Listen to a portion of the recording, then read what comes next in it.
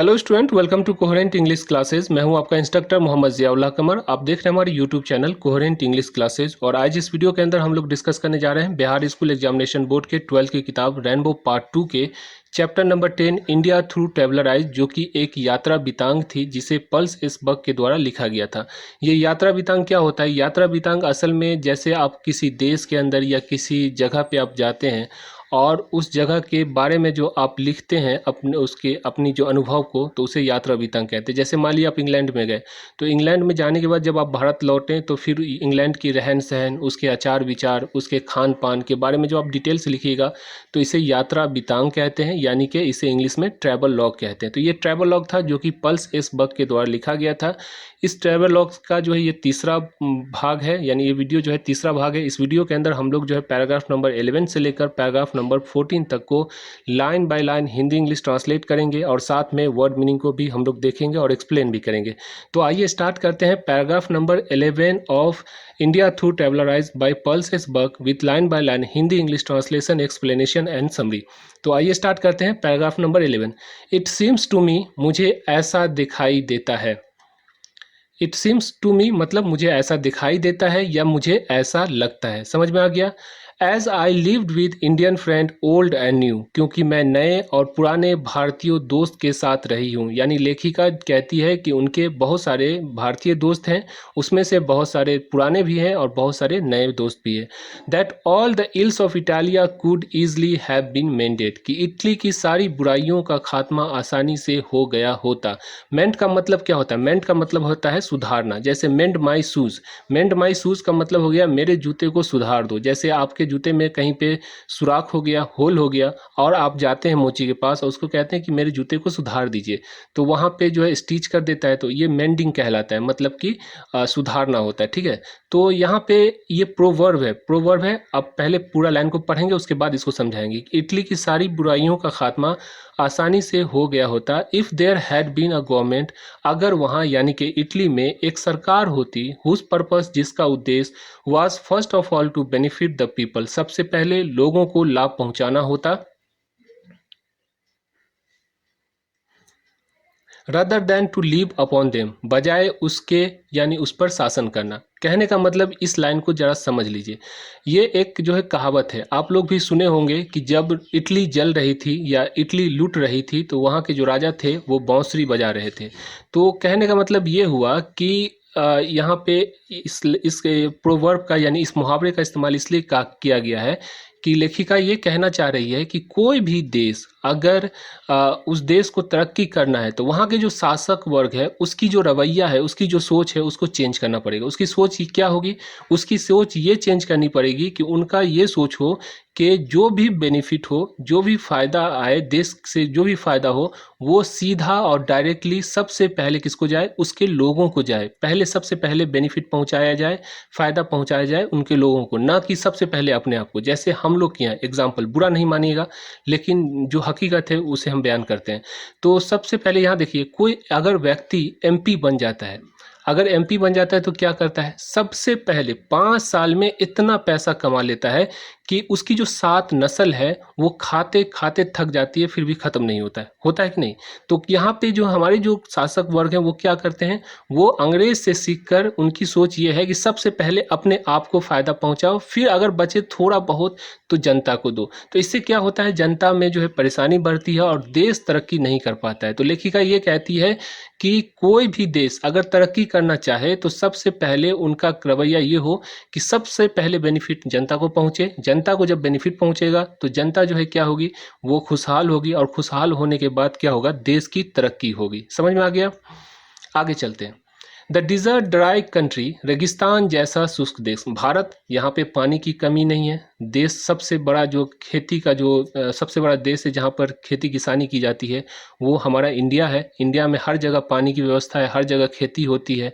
लेकिन जो भारत देश था वो रेगिस्तान जैसा शुष्क देख रहा था। जैसे रेगिस्तान में पानी नहीं होता है उसी तरह भारत में भी पानी नहीं था। क्यों नहीं था हम आगे पढ़ेंगे, उसके बाद बताएंगे। फॉर एग्जाम्पल, उदाहरण के रूप में, the fruitless land between Bombay and Madras, Bombay और मद्रास के बीच फलहीन भूमि, यानी वो जमीन जहाँ पर कोई फल वगैरह नहीं लगा हुआ, कोई फसल नहीं लगा हुआ था, वाज ऑलरेडी फेमिनाइज, पहले से ही आपदाग्रस्त थी। आपदा का मतलब क्या है? मुसीबतग्रस्त, यानी कि वहाँ पे सुखाड़ की प्रॉब्लम थी, यानी हर जगह पे जो अकाल पड़ा हुआ था।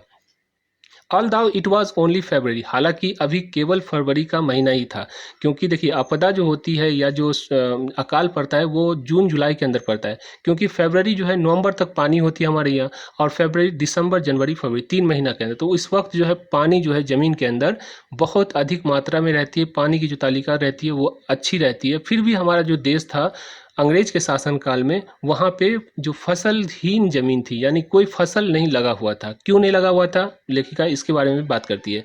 And the sun not hot and the sun hot enough to fertilise any seed, और सूरज की जो किरण थी वो कोई भी बीज को निषेचित करना, मतलब कि जैसे कोई बीज जमीन में डालते हैं तो फिर उससे जो पौधा निकलता है तो निषेचन कहलाता है, तो इसके लिए तैयार थे, यानी कि सूरज की रोशनी भी ठीक थी, फरवरी का ही महीना था, और जो है फिर भी जो जमीन क्या थी वो फलहीन थी। क्यों?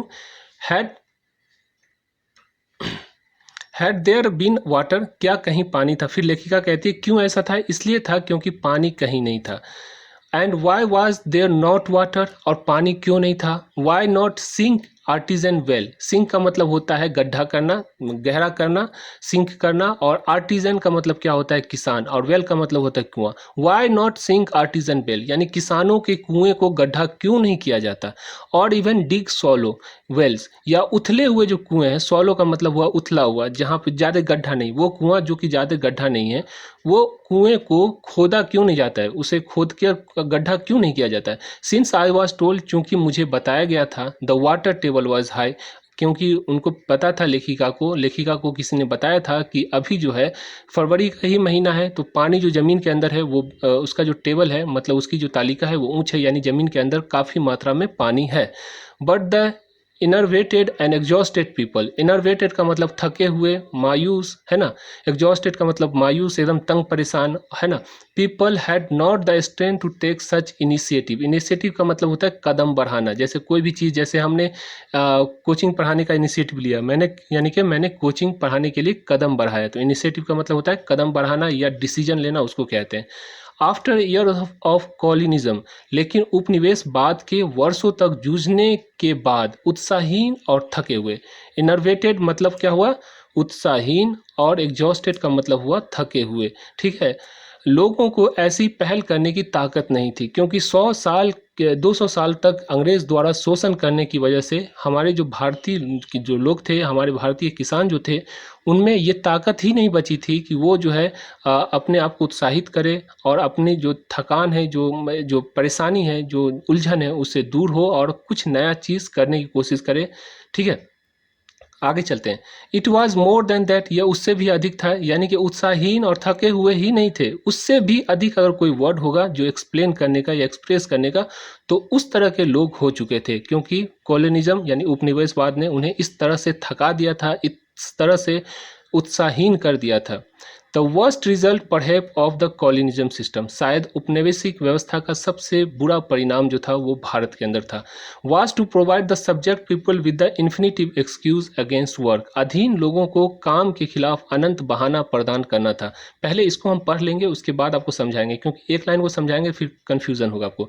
And so against helping themselves, और इस तरह वह स्वयं की मदद करने के खिलाफ होने लगे थे। You are responsible for me, मेरे लिए तुम जिम्मेदार हो। Is always the sullen attitude of subject to the ruler, हमेशा अधीन प्रजा का शासन वर्ग के प्रति सुस्त दृष्टिकोण रहा है। अब यहाँ पे आप देखिए क्या हुआ ये कि 200 साल तक जब अंग्रेज ने भारत में उपनिवेशवाद कायम किया, तो इससे क्या हुआ कि अंग्रेज क्या करते थे? अंग्रेज न कुआं खुदवाते थे, न नहर खुदवाते थे, न नदी, न तालाब, न पानी का व्यवस्था होता था, लेकिन जब फसल लग के तैयार हो जाती थी तो उसके अंदर जो है अंग्रेज उस पर कर, लगाम या टैक्स लगा देते थे, और उसका जो, यानी कि फसल का जो है 1/3 हिस्सा जो है अंग्रेज लेके चले जाते थे, बिना कोई पैसा लगाए, कुछ किए हुए, टैक्स के रूप में उसको लेके चले जाते थे। तो इससे क्या हुआ कि लोगों के अंदर क्या हुआ कि उत्साह जो थी, जैसे आप खेती करेंगे, फ़ायदा ज़्यादा होगा तो आप रोज़ उस काम पे जाएँगे। अगर फ़ायदा ही नहीं होगा, आप मान लीजिए कोचिंग चला रहे हैं और आपका फ़ायदा ही नहीं हो रहा है, तो आप 2 महीना 4 महीना बिना पैसे के मेहनत करेंगे, समाज कल्याण का काम करेंगे, लेकिन उसके बाद क्या होगा? उसके बाद बंद हो जाएगा। तो उसी तरह जो लोग थे, देख रहे थे कि न सरकार कोई नदी दे रही है, न तालाब, न पोखर, कोई कुछ नहीं बना रही है, पानी की कोई व्यवस्था नहीं कर रही है, और जो है जो फसल होता है उसका 1/3 हिस्सा जो है लेकर चली जाती है। तो इसलिए लोगों के अंदर क्या हुआ कि मायूसी हो गया, क्योंकि उसके अंदर कोई फ़ायदा होता ही नहीं था, और जो भी फ़ायदा होता था वो लेकर जो है अंग्रेज़ चला जाता था। तो इसकी वजह से लोग जो है मायूस हो गए, एग्ज़ॉस्टेड हो गए, और पूरी तरह से उलझन में पड़ गए, और जो है अपने आप के अंदर जो बहाना करने लगे। बहाना क्या है कि सरकार कोई चीज़ देते ही नहीं है, सरकार का ये काम होता है और सरकार जो है ये काम करती ही नहीं है, मतलब कि जो अंग्रेज़ है उसका ये काम है और अंग्रेज़ करती ही नहीं है, इसकी वजह से हम नहीं करेंगे। क्योंकि जो भी कमाते हैं, जो अर्निंग करते हैं, जो प्रॉफ़िट होता है वो तो लेके चली जाती है। तो इससे बेहतर है कि हम जो है सो खेती करें ही नहीं, जिसकी वजह से जो है लोगों के अंदर ये जो है भावना पैदा हो गई। आगे चलते हैं। You have undertaken to feed me and clothe me and govern me. तुमने मुझे खिलाने, मुझे कपड़ा पहने और मुझ पर शासन करने का बीड़ा उठाया। यानी कि जब आदमी मायूस हो जाता है ना, तो उसके बाद आदमी बहाना ढूंढने लगता है। तो ये बहाना जो है, जो भारतीय किसान थे उन्होंने ढूंढना स्टार्ट कर दिया कि ये सरकार की रिस्पॉन्सिबिलिटी है, पोखर तालाब जो है या फिर नहर है उसको खुदवाना, या कपड़ा का इंतजाम करना, या खिलाने पिलाने का इंतजाम करना, शासन करना। ये सब शासन वर्क का जो है यानी कि अंग्रेज का है, ये कर ही नहीं रहा है तो हम क्यों करें, है ना। If I die it is your fault. अगर मैं मर जाता हूँ तो ये तुम्हारी गलती है। और लोगों के अंदर ये भावना पैदा हो गई कि अगर इस तरह से अगर मर जाते हैं लोग तो ये जो है जो अंग्रेज की गलती है। There were always a British to blame. अंग्रेजों को हमेशा दोष दिया जाता था। And certainly the blame was not always just. और निश्चित रूप से दोष हमेशा यथोचित यानी उचित नहीं था, यानी हमेशा अंग्रेज ही दोषी नहीं हुआ हो करते थे। क्यों? क्योंकि देखिए, कुछ काम जनता का भी होता है, कुछ काम शासन वर्ग का भी होता है। जैसे जनता का काम ये होता है कि सरकार आपको 10 किलो चावल देती है, इंदिरा आवास योजना में आपको घर बना के देती है, ठीक है। तो इसका मतलब ये नहीं हुआ कि आप कमाना ही बंद कर दीजिए। सरकार घर बना के देगी और सरकार जो है आपको जो है चावल, गेहूँ, आटा जो भी हो आपको प्रोवाइड करेगी, उसी में खाइए पिए बस निश्चिंत रहिए, ऐसा तो नहीं होता है। कुछ काम सरकार का भी होता है और कुछ काम अपना भी होता है। जैसे इंदिरा आवास में 1,20,000 रुपये आपको सरकार दिया, तो 1,20,000 में घर बन जाएगा, जो आपके सपने का जो महल है नहीं बन पाएगा। तो उसमें क्या होता है, कुछ सरकार भी मदद करती है, कुछ आपको भी मदद करना चाहिए। समझ में आ गया? तो यही लेखिका कहती है कि ये जो लोग बहाना बनाकर बैठ गए थे, उत्साहीन हो गए थे, मतलब कि उत्साह नहीं था उसके अंदर, और एकदम मायूस बन गए थे, ये इसमें जो क्या है, कुछ इसका भी दोष था, यानी भारतीय लोगों का भी दोष था, और कुछ जो है सरकार का, मतलब जो ब्रिटिशर थे, जो उपनिवेशवाद कायम किए हुए थे, उसका भी दोष था। आगे चलते हैं। Yet is essentially perhaps it was. फिर भी शायद वो अनिवार्य रूप से ऐसा था भी। यानी लेखिका कहती है कि इसमें बड़ा जो हिस्सा था वो उपनिवेशवाद का ही कारण था, क्योंकि उपनिवेशवाद में जब सरकार ले रही है पैसा, तो उस पैसे को इस्तेमाल भी तो करे। जैसे सड़क हो, नहर हो, नदी हो, नाला, तालाब, कुएं को गड्ढा करवाना, ये सब काम सरकार का होता। तो आप कुछ पैसा लीजिए, तो कुछ आप खर्च कीजिए, तब जाके आपको जो फायदा होगा, है कि नहीं। आगे चलते हैं। When the heart of the people is gone, फिर लेखिका कहती है जब लोगों का हिम्मत टूट जाता है।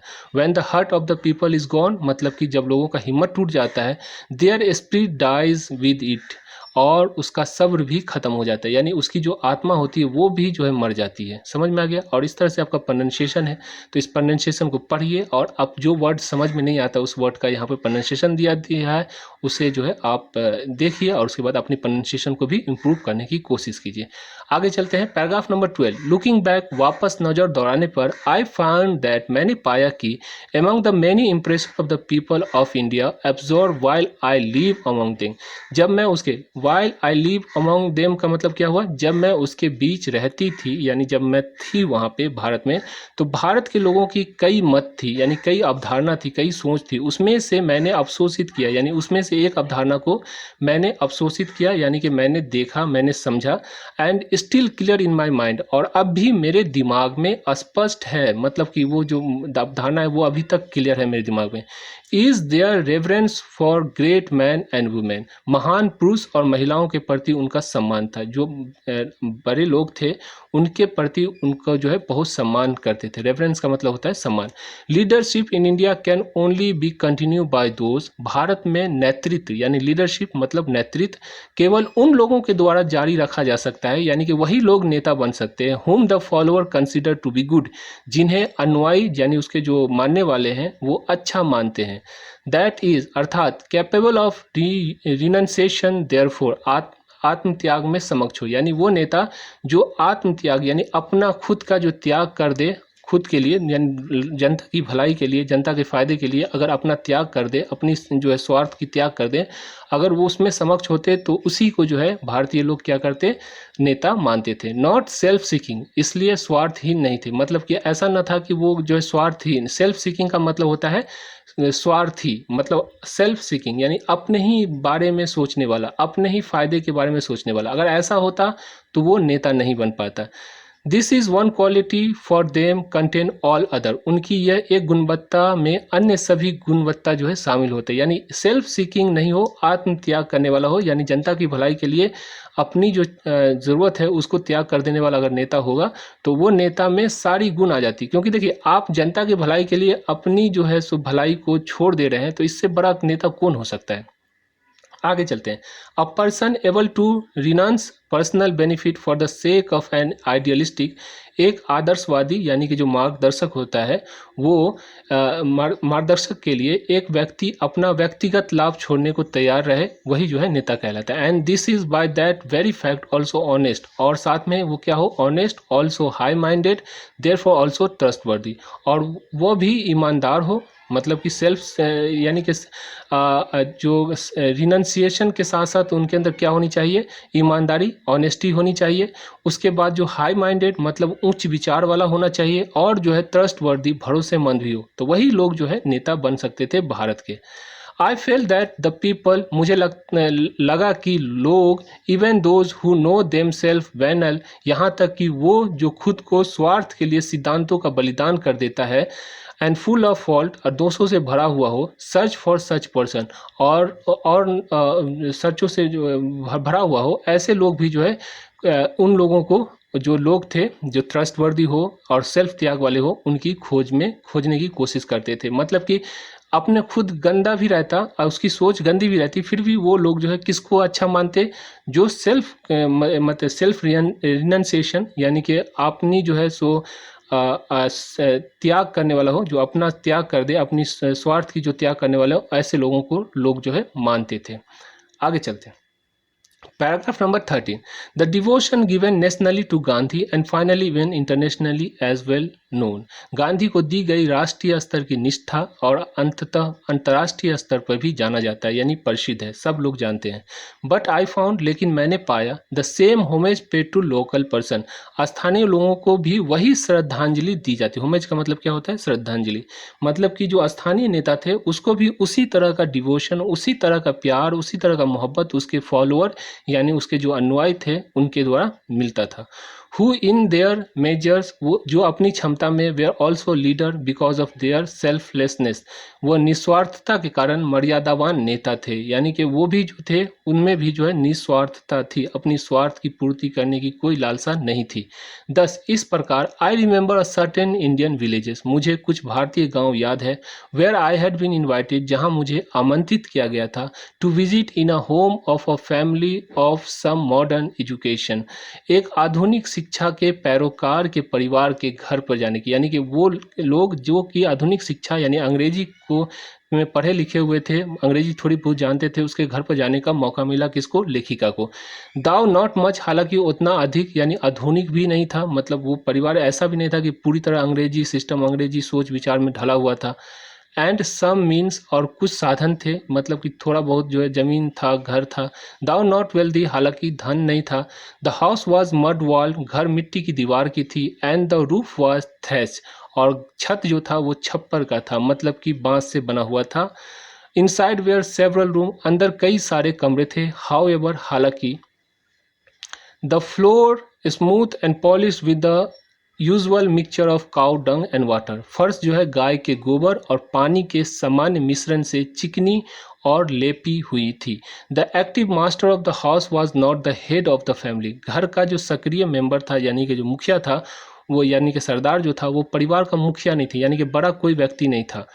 कौन था? बट अ यंगर ब्रदर, बल्कि एक छोटा भाई था। This I discover when I arrive, यह पता चला जब मैं वहां पहुंची। For therefore we enter the house, क्योंकि हम लोग के घर में प्रवेश करने से पहले my host led me to a crucial sort of cage standing well above the ground on 4 post. मेरे मेजबान ने, यानी जो मेजबान किसे कहते हैं? मेजबान उसको कहते हैं वो व्यक्ति जो किसी को मेहमान बनाए, यानी कि कोई उसके घर पे मेहमान बन के आता है तो उसे जो है मेहमान कहते हैं, और जो मेहमानी करता है मतलब उसकी जो आवभगत करता है उसे मेजबान कहते हैं। तो मेरे मेजबान ने मुझे 4 खंभों पर जमीन के ऊपर खड़े एक अद्भुत प्रकार के कैद खाने, यानी वो खटिया था, खटिया तो होता है ना कॉट, वो खटिया था, ठीक है, कि और नेतृत्व किया यानी लेकर गया, ठीक है। मेड इनसाइड द केज, कैद खाने के अंदर, मेड ऑफ वायर नीटिंग, तार के जाल बने थे, मतलब जो खटिया था वो तार के जाल से बिना हुआ था। I saw to my amazement an aging man lying on his back, मैंने बड़े हैरत से देखा कि एक बुजुर्ग यानी कि बहुत ही बूढ़े आदमी अपनी पीठ के बल लेटा हुआ है। His head supported by pillow, उसका जो सिर है वो तकिया से सार्थिक था, यानी उसका सर जो है तकिया पे टिका हुआ है। समझ में आ गया? आगे चलते हैं। Paragraph number 14, my elder brother, मेरा सबसे बड़ा भाई, यानी जो मेजबान थे जिसने बुलाया था लेखिका को, उसने कहा कि ये मेरा सबसे बड़ा भाई है। माई होस्ट एक्सप्लेन, मेरे मेजबान ने बताया, he has had a stroke of paralysis, उसे पक्षघात यानी कि पैरालिसिस हो गया है, मतलब कि लकवा मार दिया है, उसका झटका लगा है। And though we beg him to live in the house, हालांकि मैं उन्हें, अपने बड़े भाई को घर में रहने के लिए, घर के अंदर रहने के लिए विनती करता हूँ। He chosen to live out here, पर वो जो है क्या है, यहाँ बाहर रहना पसंद करते। क्यों पसंद करते हैं? So that he may be, ताकि वह शायद ready to listen to the villager, ग्रामीणों को सुन सके, यानी जो बाहर से लोग आते हैं, जैसे हमारे घर के अंदर है, कोई आदमी घर के अंदर रहेगा तो बहू बेटी की वजह से जो घर के अंदर नहीं आ सकता है, तो ये बड़ा भाई जो था वो बाहर रहने की कहने लगा, ताकि जो है वो बाहर के जो गांव के जो लोग हैं वो आके उनसे फ्री में और बिना कोई रोक टोक के वो मिल सके।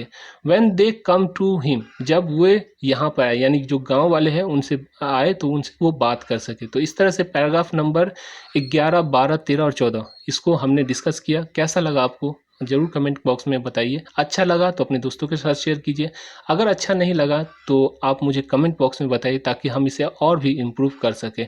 ये एक किताब है, इससे पहले कि वीडियो को समाप्त करें, ये किताब है रेनबो स्नैपशॉट पार्ट 2, जो कि कोहेरेंट इंग्लिश क्लासेज यानी हमारी कोचिंग क्लासेस से चलती है, जिसके अंदर प्रत्येक चैप्टर का लाइन बाय लाइन ट्रांसलेशन रहेगा, क्वेश्चन आंसर का भी ट्रांसलेशन, समरी का भी ट्रांसलेशन, वो आपको ऑब्जेक्टिव भी रहेगी। तो अगर आप इस किताब को लेना चाहते हैं, अगर बिहार बोर्ड के टीचर हैं तो आपके लिए बहुत ही अच्छी किताब है, अगर स्टूडेंट है तब भी आपके लिए बहुत अच्छी किताब है। अगर किताब मंगवाना है तो इस पे 9065829862 पे कॉल कर सकते हैं।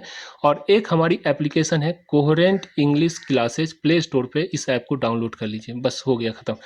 और उसके बाद जो है सारी चीज़ आपकी पढ़ाई आज से आप जो स्टार्ट कर सकते हैं। Thank you so much for watching coherent English.